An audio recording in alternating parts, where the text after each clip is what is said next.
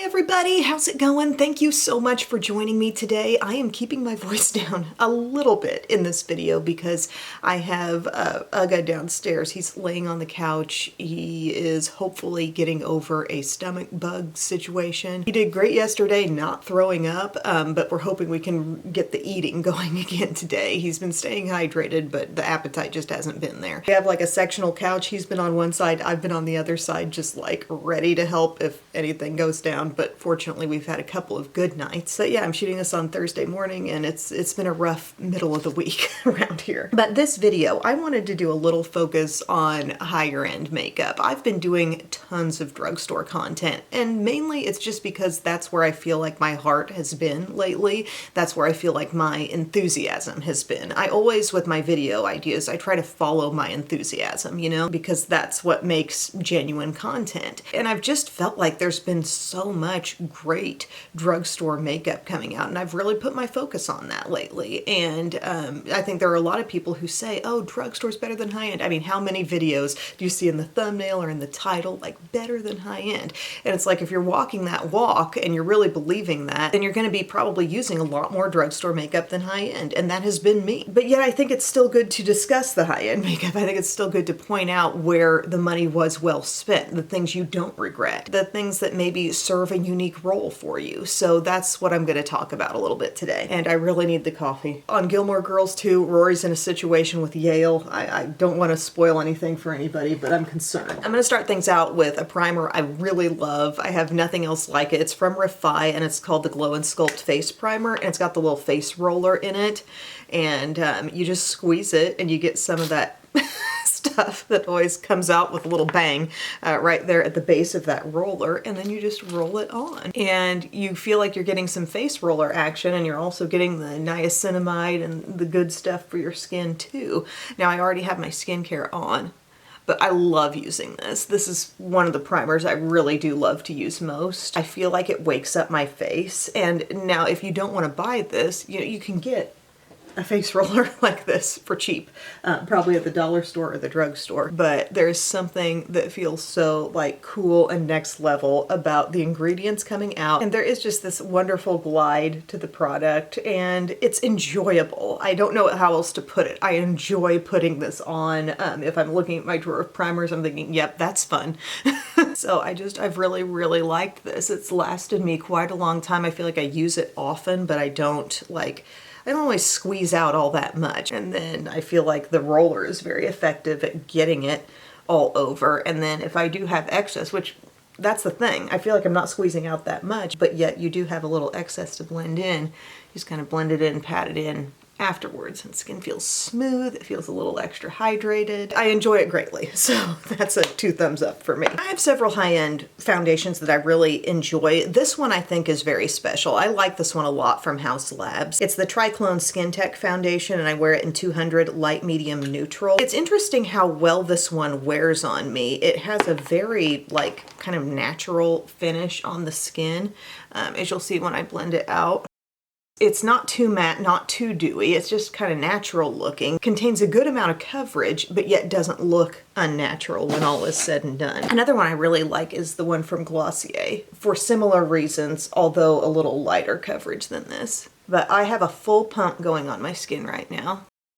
And I've really tested this, like I've really, you know, looked closely at it. I've gone through full days with it and definitely enjoyed the way it wears. Now, I do feel foundation is a super strong category in the drugstore, and there's absolutely no shortage of good options there. But this does a really nice job of establishing that kind of healthy glow, although not too glowy, but healthy glow, while also wearing on my skin type a long time. I'm a normal to dry skin type. Sometimes I do get a little oily on the T-zone. Just depends on the weather, it seems like, or what I'm doing. But this just happens to mesh really well with my, I don't know, skin chemistry or whatever's going on there. And look how pretty, you know? It's very convincing. House Labs did a great job with that aspect of this foundation. Strong medium coverage, I'd say. I'm still seeing some little freckles through, which makes it all the more like, it's really perfecting my overall skin tone, but yet I can still see some little things, and that's what keeps it convincing, I think. It's enjoyable, and I like the wear time. So yeah, yay House Labs. For a concealer that's really special that I get a lot of use out of, it's the Born This Way Multi use Sculpting Concealer from Too Faced. This, they say on the back of it, conceal, contour, highlight, retouch. This is specifically, I think, a really good touch-up concealer. Somehow it's able to lay on top of existing makeup and like just mesh right in. Not all concealers do that, but just really nice coverage at the get-go. As you're gonna see here, I have the shade Cream Puff. This was one where I had it in, I think, a little bit deeper shade, and I lightened up to Cream Puff fairly recently. I'm gonna take my little duo brush that I like to use for concealer, so smaller end is spreading, not fully blending, just spreading out. And it's definitely one of those full coverage concealers. It won't leave you wanting on the coverage side of things. But look, it's really smooth. Makes everything look so even, but not too heavy. Like, to have really effective coverage and still have something that if you got later in the day and you're like, okay, I gotta get ready for round 2 of my day for whatever is going on, and you really need a refresh on that under eye, to think that there is something you could put on top that actually can be okay with that. Now, I would put a small amount, but it is just such an undeniably good looking concealer. And I just really like how it's able to walk that line of being full coverage, yet being somewhat light and just able to work into things. I don't even know how to phrase that properly. It's just able to mesh in with your makeup so well. Next up, we're going to do some setting powder, and we're going to use what I feel is the queen of the sneaky setting powders in my collection. Even more so, I think, than the Maybelline Fit Me. Now, I love Maybelline Fit Me powder, specifically in Fair for my skin tone, because I think it is actually the most brightening one that I have. This, I'm not saying it's not brightening, but it's all in the texture for this Laura Mercier Ultra Blur. So there's regular Laura Mercier, it has a darker lid. That stuff is good too, but this is just even finer. It's talc free. It goes on looking really, really undetectable, I feel. So I've got a little bit dropped in my cap there. Pick some up with a powder puff. Gently go over that under eye. And it's just kind of crazy how you can get mattified with this. You can get like a little extra bit evened out, but she's very sneaky. Does not look powdery. And I'm going to hit my whole T-zone with some. Basically, this one's my answer if somebody came to me and said, Em, recommend to me at any price range the most unpowdery looking loose setting powder, and this would be it. And so I've gotten it on. I've gotten it even a little bit thicker in some areas, but I can take my same method I use. I take this under eye bullet brush, I kind of dust away, I help blend it in. And that's something that's just always going to look good, even paired with different concealers. I mean, that's the telling thing. You put it on top of different foundations, different concealers, and you really end up getting the same kind of result, which is just really smooth skin and not the look of powderiness. And if you're super, super picky about it, you know, apply it really lightly, even lighter than I did. Like a small little Real Techniques setting brush into this would be probably about as undetectable as it possibly gets. But even with the powder puff, I'm so happy with the way that looks. When it comes to a great high-end pressed powder, I mean, I know I have a lot of drugstore go-tos, but I love my Laura Geller. This is the Baked Balance and Brighten, the swirled one in light. I recently talked about Double Take, which is the fuller coverage version from Laura Geller, but I just kind of like taking a step like this and dabbing over my skin to ensure that I have a little better staying power all day. So just tapping it in, dabbing it in, you know. It doesn't take much, but you see how that just added a little something extra? Tidbit more coverage and probably mattified me just a little more, but I'm not mad about that. But Laura Geller powders are so nice because they're versatile that way. They can be layered on top of a look. They can be the powder foundation in your look just as is. When it comes to her baked formula, I really have no regrets. I love the bronzers. I love the blushes. I love this stuff. There's just an overall brand that if you haven't gotten into it, you really should. And even though Laura Geller is now at Ulta on Ulta's website, check laurageller.com before you actually make a purchase because she's usually got a lot of great markdowns there. For face color steps, outside of my Laura Geller faves that I was just talking about, something I truly reach for a lot and I think is very travel friendly and I think is something that's consistently enjoyable each season when a new one comes out. I'm talking about the palettes from Hourglass. Now the unfortunate thing is that they're not just available year round unless they would bring back like one of these, but this year there was the Dragon. I happened to get sent the Evil Eye one in PR, but these multi-use palettes are so goof-proof, easy, really great quality in terms of powders all over the skin for you to layer powder bronzer, powder blushes, a setting powder, powder highlight. You got powder, powder, powder going on, and so many of us agree that it layers up to look so beautiful on the surface of the skin. These powders are kind of thin and light in texture, and they don't exaggerate problem areas on the skin. So in concept, it's a great thing, and in execution of the actual formulas, it's also a great thing. And I would let you know, like, if a season rolled around, they usually come out before the holidays, I would let you know if one came out and I just didn't really mesh with it, but so often I do. And like this year, the one I chose to purchase was the Dragon one, and it's like the lightest skin tone offering, and I really love this because I think it's just very, very simple. For example, yesterday I wanted to do a little makeup, but I didn't have a lot of time, so I ran up here, I put on kind of a tinted product, little concealer, and then I'm bouncing into this palette and I'm using it for everything. And I'm not paying that much attention, I'm not being that careful, but the lightish tones in here are enough to show, and yet the whole situation just keeps it very easy. So I definitely have not regretted that purchase. And in case you're curious, the Evil Eye one's a little bit deeper. They call that the highlight in there. So it's not quite as brightening a highlight as the one in this palette, and this has the one kind of ambient lighting finishing powder, and this one has two. But I'm going to use one of these palettes today. I'm going to go on with my Dragon one, and it's definitely been, you know, a worthwhile thing to me. So I'm going into the bronzer, and the bronzer in this is called Soft Bronze. So I was just talking about how much I like Laura Geller's baked format, and these are baked powders as well. And what I really wish Laura Geller would do, by the way, because she's got some good multi-use palettes that have maybe a bronzer, a blush, some eyeshadows or whatever, but I wish she'd get a little more compact with the size, because this is really practical for me. This is very small, but would I throw one of those very boxy Laura Geller palettes into my travel bag? Well, maybe I would, but maybe I wouldn't. You know, they're a little big. This is always like that last little thing as I'm packing my stuff, and I just know you're gonna have an easy time with one of these. Even if your lighting isn't great in the room, even if you're running short on time, you will be able to get along well with one of these. And again, I'm sorry I'm like making this recommendation, and I don't think these are any longer available for this year, but maybe you've gotten one somewhere along the line and it's just time to rediscover it, because there have been many good ones throughout the years. Different designs, different configurations inside. I've got a little bit of this really soft bronzer all over. I'm now going to bounce over to the blush. I think I'll use this one up here. The swirled one is called Peach Fusion, and then down here in the bottom, this is Mauve Haze. This has like a little corally punch to it.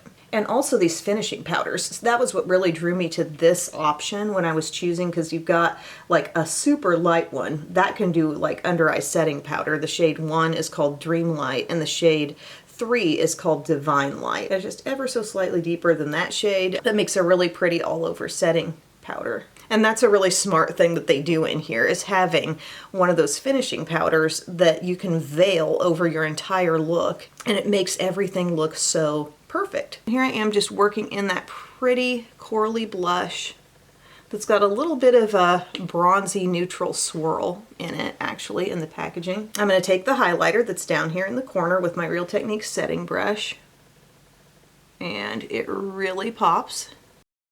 Dusting off excess and blend. I'm never displeased with this palette. And if you're saying, well, Em, I just want a good full-face palette. I like what you're saying there. I just want that at a drugstore price. The best one going right now is called Butter Dream Team from Physicians Formula, because you do get a couple of bronzers, a couple of blushes, a highlighter, and this powder that also kind of serves that function of maybe it's a setting powder, maybe it's like an all-over face powder kind of thing. So this is a very good option as well. But as you can see, Hourglass still kind of wins with that compact size. And then lastly, I'm just going to take this little like smallish powder brush. It's called the Round Tapered Powder, and I believe this comes in a trio of Profusion face brushes along with that buffing brush that I love so much.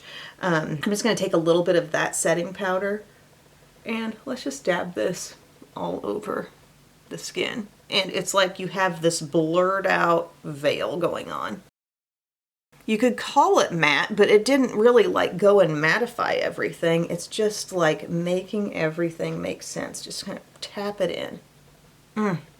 I love it. And if you're thinking, could I streamline things even more if I'm traveling and maybe skip taking a loose powder and use like this light shade up on the under eye? Yeah, you can totally do that. I've done that before. Kind of a space-saving, product-saving move there. So it's practical, it's good, it's definitely something to consider when these types of products release from Hourglass. For brows, I'm just kind of brushing them up a little bit, and then I'm going to get into a brow gem that's kind of rediscovered. I've been on to some drugstore brow stuff big time lately, but this is another very well thought out thing. Oh, hi, Bisky.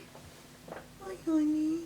One of those things that's, I think, is kind of unique to Estee Lauder. Not seeing other brands doing it, and they're doing it very well. So it's your 3-in-1 brow product that's coming with your pencil. It's got a powder thingamajig, a little dabber, and then also a gel all in one stick. So if you are traveling, my goodness, like, or if you're just trying to streamline life at home, you've got everything you need. And I've got the cool brown shade here, and it is a really good texture on that stick. If you're a fan of Brow Wiz, I mean, it's that thickness, it's that basic texture. So it's skinny. It's not as skinny as my CoverGirl Nano, but still very easy to get the job done. And you've got that powder step too, which can be awfully quick because it's just like a little dabber thing, and you can just like be done with it that way too. So a worthwhile purchase, a purchase that really, you know, combines multiple things in one. It's a good value, it's worth it.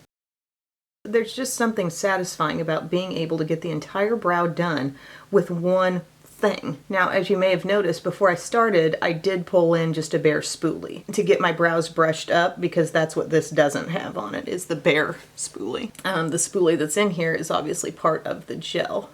Are you just sitting back there?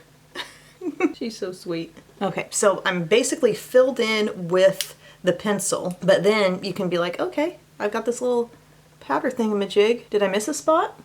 Is there a little place I could go over?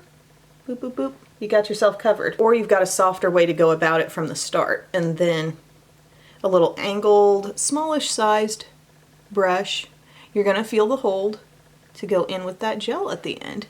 I mean, not every multi-use, multitasking product is amazing automatically. I mean, you might think, gosh, this girl just loves everything that's more than one step in one. Well, I need all the steps to function right, you know, for it to be worthwhile. And everything in this just, it does its job, it does a good job. And not to mention, that tone is very, very good on me, that cool brown. And this is where Em says, I don't care if the topic is high-end, we're still using Milani eyeshadow primer. And eyeshadow palettes, I haven't even pulled in an eyeshadow palette that I was thinking of for this video. Like, there could be a lot of different ones. I love different palettes from Too Faced, from Viseart. I enjoy just taking an Hourglass palette, like the one I used all over my face, and using it also on the eyes. I could make the case for several different things in this video, but here's what I am gonna say. Patrick Ta Major Dimension.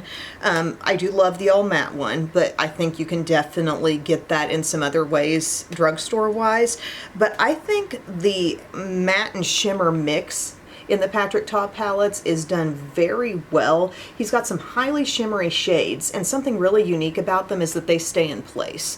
Okay, I'm using Milani eyeshadow primer, and I put that stuff on, and it seems like it's something that would create like the disco ball effect on your face as the day rolls on. They always stay in place. They're very long wearing. It's hard for shades that are that shimmery, shiny, potentially flaky to really adhere, to stay all day, to stay looking at the end of the day the way they were at the start, and they're very good about that.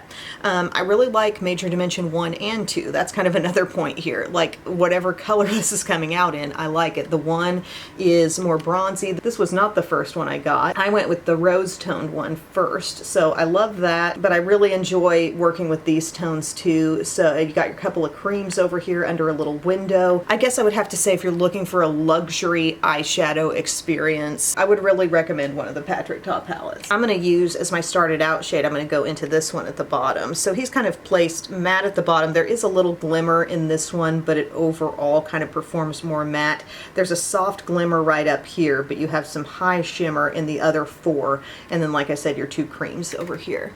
So I sometimes like to take one of the creams and like dab it on the outer corner of my eye when I get to that point of the look, and it just really intensifies the depth. But yeah, for now I'm taking that middle shade right here, it's this one, and just blending it out. So yeah, if you're thinking, I want a really special occasion eye look, I want something where I can have some sparkle, but I can count on that to really hang in there 100% the whole time and look at the end of the night the way things did when I started, I'd definitely be prone to steering you in this direction. So I got that shade blended in. Then I'm going to work a little bit lighter. I really like the gradient here, by the way. It's very easy to blend. It's very, I don't know, intuitive. As you look at it, you're like, okay, I see where things are going here. Going a step lighter and blending right over that and perhaps getting a little higher, okay? Making the blend so smooth it's like unidentifiable where the shade actually ends. Oh, I love this palette so much. Yes. And then I'd go to my lightest one in that row. Like I said, there's a little bit of sparkle it looks like in it, but it's not overwhelming or really super identifiable on the eye. It's just not meant to be one of those kinds of shades. But pop that up under the brow. It's smoothing, okay? That's a smoother kind of shade. Then I'm going to choose one of these shades. I'll go to the deeper one. They stay really creamy. And I just dab that with my finger. Now you could do a lot of different things here. You could use one of those little creams as a liner. You could, you know, start your entire look with that as a base and get really dark and smoky with it. But I just like taking it to that outer corner at this face. See, it's pretty dark, but you just kind of blend. They're very creamy. And something about having that laid down first and then you put in some dark brown on top, it really makes a statement. So again, we're talking flat brush. I'm gonna go into this dark brown right here. It's matte. And I'm gonna pat directly on top of where I put the cream. I feel like I've probably done this look before somewhere on my channel, but flipping brush over. So I'm taking that surface where the product was. It was first going like this, pat, pat, pat. Flipping it around so that surface that has product on it is now approaching the crease. And it's able to be so intense and pretty, and we'll come in and blend that some more. This is just application. This brown is so rich, so cool, and it just looks really pretty as we come in with other warmer elements in the palette. Now Kitten's over on the bench. Hi, Kitten. Okay, I'm bringing in my Profusion small pointed brush without any more product on it. And I find myself just swirling and really getting into that shade and getting it nice and soft. I have heard people say you want to be careful if you're traveling with a Patrick Ta palette. Like I just saw somebody the other day, and it wasn't the first time I've heard this said. They were talking about how every time they go somewhere one Patrick Ta shade breaks or something. You gotta have a plan if you're gonna travel. Bring some bubble wrap or something. Getting this all really blended. It's crazy how far a shade can stretch with nothing else added to this brush. But to be fair, I have experienced that with drugstore, good quality drugstore shadows too. And then a shade I almost always like to pull into a look, this one right here. This has some beautiful warmth, a little bit of that reddish tone, so I could lightly take a crease brush into that. And you know, you could kind of work it in on the outside a bit more or just wherever in the crease. I'm always pleased with the warmth that that brings in if you just want a little extra. Otherwise things can stay pretty neutral and brownish without this kind of color. Just a minute, Rosie. Key blending moment. And for my eye shape and space here, I just kind of use the addition of that shade as a time to take up more space, blow the look up a little bit more. And then I might just take a bare blending brush and make sure everything is as smooth as it can be. But see how rich we're able to get, but yet how soft we can get with it. Really enjoyable. And then I need to prove my point, or maybe you won't see me at day's end, so I don't know if this is going to prove the point, but I would take a shimmery shade and come inward with it, and I will enjoy all day how that will stay in place. I'm going to go to this kind of peachy looking one right here and get some of that on just a flat brush. The only thing basing this was the Milani eyeshadow primer. And we're going to pat it on Now, I'm not gonna pat past the point, like, this doesn't need to be built, is what I'm trying to say. Don't go too far with it, otherwise you'll just have shadow adhering to nothing and it probably will fall down. But it doesn't take a lot. Like, you just get it on there and that pretty glimmer is gonna last you all day. Asterisk is with Milani Eyeshadow Primer.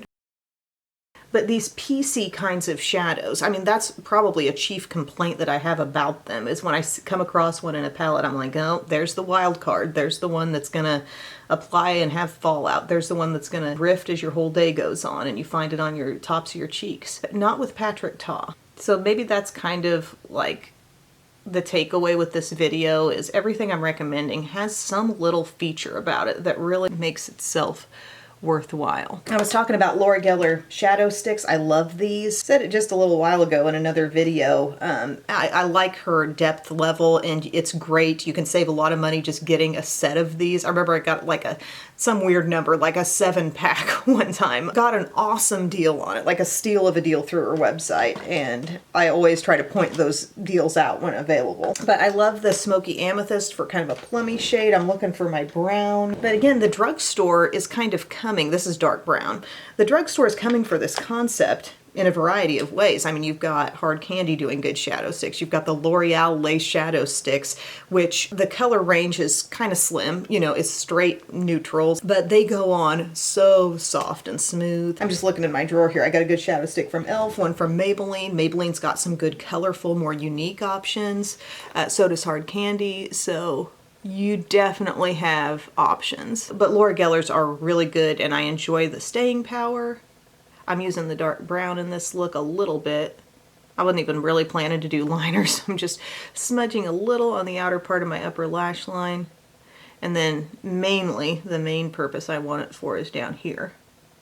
Because I feel when I put a Longwear shadow stick on my lower lash line, I don't have to mess with powder shadow there, and this just lasts. But yeah, Laura Geller is probably the brand I would look to for shadow sticks if you're wanting like a good deal on a set of them, because that really could save you. Like, let's say you bought a bunch of L'Oreal Lace shadow sticks and those are running $10 or more per, but instead you fall into a set of these Laura Geller ones and you're looking for rich tones or deep jewel tones. If your function for these is primarily as lazy liner, like I'm using them, you're gonna love that. If you're one who's wanting like shadow sticks for the all over look, I don't know, these are probably gonna come off as pretty dark for that. They do call themselves Kajal Longwear eyeliners, but they're these chubby sticks.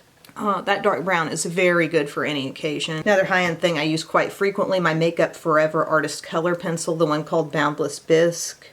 If you're wanting a light inner rim that doesn't look like it's popping off your face in an unnatural way, but just brightening up an area that can look kind of dull and tired, and sometimes maybe even a little red, I feel like that kind of shade is your answer there. High-end mascara pick, definitely Cali Ray Come Hell or High Water. I use that daily on my lower lashes. I think I can keep a tube longer because I'm just using it on my lower lashes, and that's the spot where the staying power, the non-smudging nature of it all is so super important to me. So that's the main thing. I've been using and loving so many drugstore mascaras, but most recently I think this Benefit Bounce has a really good thing going. If you like a drier formula, it's like 2 brushes in one. So kind of the natural bristles and the rubber bristles. And sometimes I feel like it takes me, maybe it's just depending on the side of brush that I end up using more that day. Some days I feel like I build up quicker than others, but it's done a good job of like making my lashes look fairly big and not dropping them down curl-wise. Like it's building up kind of quick, and I think I was between the two sides. But with brushes like this, you just kind of want to keep rotating your brush so you can take advantage of the product that's on it at all angles. And I think that's quite a good look for me. But as I said, I have been enjoying a lot of drugstore mascaras. The Essence I Love Extreme Volume has kind of been my most recent MVP. So in terms of long-standing, really love it all the time, use it daily, favorite, it's the Cali Ray, reserved for bottom. Does anybody else do that? Does anybody else reserve a particular mascara for the bottom lashes?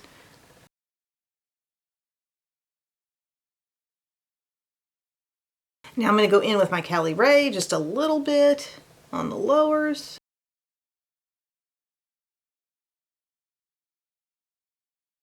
Oh, what did I just do there? I just got a big gob of it. Literally just a huge gob right on my lash line. Oh. A thing for lips that I think is really worthwhile. I like the Buxom glosses a lot. I like their cooling feel. I really like their texture. I think they wear a decently long time for a lip gloss. And I like that you really got to keep an eye on them because they will put out some things that are absolutely outrageously good in the scent department. Like when they put out the Apple Cider Mule and the Pumpkin Spice White Russian, like mind blown as to the quality of those scents and the look. Like I'm going to use the Apple Cider Mule today. I'll look it up and see if I can still find it. Also, I do like their lip liners too, for that matter. And when I'm looking for a pink to wear, I so often reach for Dangerous Dolly, kind of pinky mauve, but I really like Savvy Sienna. They have the brush on the one end, which, yes, Hard Candy is doing that, but I do like their thicker, like teardrop shape to the liner itself. You can kind of line your lips pretty quick with these. Again, this is Savvy Sienna. It's kind of a brownish option. But I mean, take your pick with Buxom. There's loads of good, really pretty, full-on plumping lip creams, plumping lip polishes. But like this Apple Cider Mule, I mean the scent. Oh, just overwhelmingly good. And I'm going to put that on top. This is a lip cream. You can tell because it's got that kind of like matte finish on the packaging. And then the lip polishes usually have some shimmer in the gloss. This is just a straight up colored gloss.